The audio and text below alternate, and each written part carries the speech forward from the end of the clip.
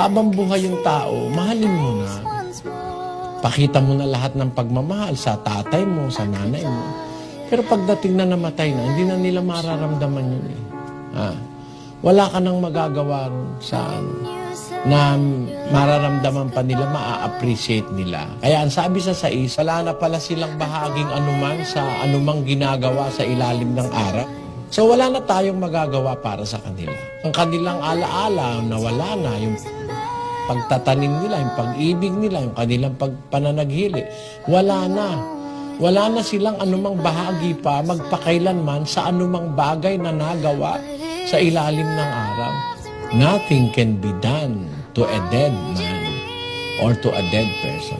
Kapatay na ang tao, ipagpasa Diyos na natin. Pero lahat ng gagawin natin para sa Kanya, pagpatay na siya, gawin na natin samantalang siya'y buhay.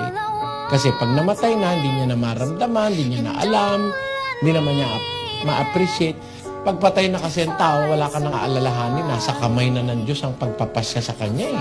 Sabi dun sa 12 Gs ng Job, nasa kamay niya ang kaluluwa ng bawat bagay na may buhay at ang hininga ng lahat ng mga tao. Pagka namatay na siya, pinal na yun. That is his final or her final destiny. Those works are all in vain. Hindi na nararamdaman niya ng patay. Hindi na rin yan makakadagdag sa kanilang kabutihan. Hindi na rin yan makakabawas sa kanilang kasamaan. What was done cannot be undone. So, kung alin yung na-record sa talaan ng Diyos, yun ang kanilang pananagutan.